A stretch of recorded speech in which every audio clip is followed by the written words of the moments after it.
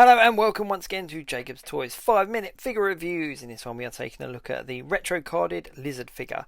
Please do like, share, subscribe, all of those things. All support to the channel is very much appreciated. So as part of the Marvel Legends Beyond Amazing Spider-Man wave, they've released the lizard. Now this one comes in a slightly different box to the other Beyond Amazing figures that we've seen because it is a retro carded figure. Let's open him up and take a look. Now this is based on the look of the classic lizard, so how Steve Ditko drew him back in the day. And he's got two heads, but I'll get to that in a minute. It is a completely pinless figure, and it's in its true kind of classic purple trousers and black top with a white lab coat.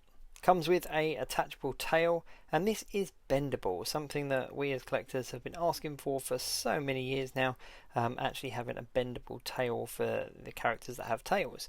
So it's a real welcomed addition. I'll get into that a little bit more, but that is really easy to bend around, get into various different poses, and doesn't actually affect his balance, which is a real plus.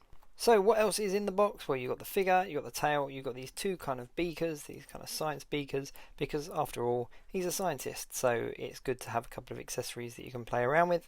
And with Beast coming out with a few more, we're going to have a nice little chemistry set. There's also two hands, one that's a gripping hand and one that's a closed fist hand. Obviously the gripping hand will hold onto the beaker, and we've got an alternate head, how he was drawn a little bit later.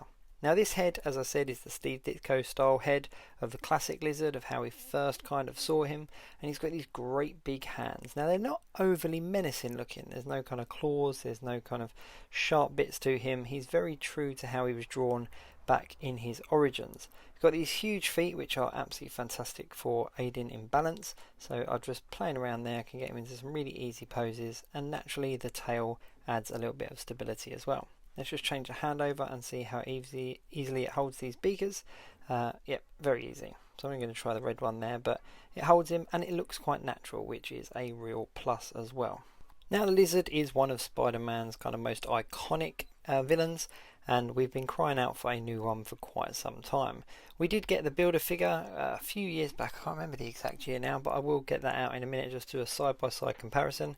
But the Builder figure was a much more modern look of the lizard and more the kind of dinosaur looking lizard. I suppose this second head is a bit more like that dinosaur-esque look, but still ties in really nicely with the more kind of classic look. So the earlier drawings of him when he became kind of a little bit more scary looking, but it still resembles a lizard and not a dinosaur. The lab coat is removable, but naturally he's got sleeved arms, so it'll look a little bit out of place. I'm not going to take that off just now.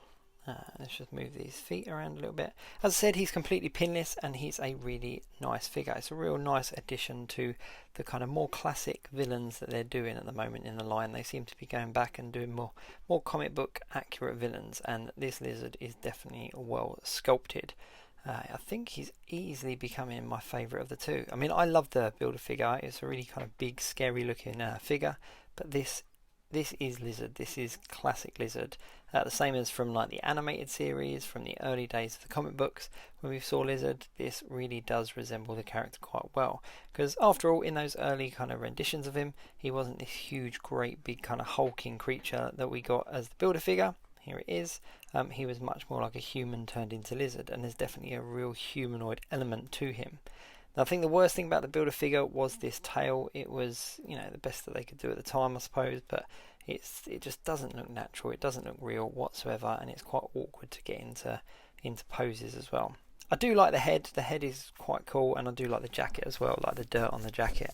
Well, as I said, Builder figure, so the arm just fell off there. But it is one of my favourite Builder figures, which made getting this particular lizard, this new retro lizard, a bit of a difficult decision, because I like the lizard I've got, I like the Builder figure, do I really need another one? But then when I saw the promotional pictures, I was like, yes, it's a classic stroke animated lizard, hands down, need that in the collection. And as you can see, they've got rid of the kind of weird angles in the legs as well, so this version lizard can stand upright, which is going to give him a lot more posability. But he is a Spider-Man villain, so let's have a look at him next to Spider-Man and see how he scales.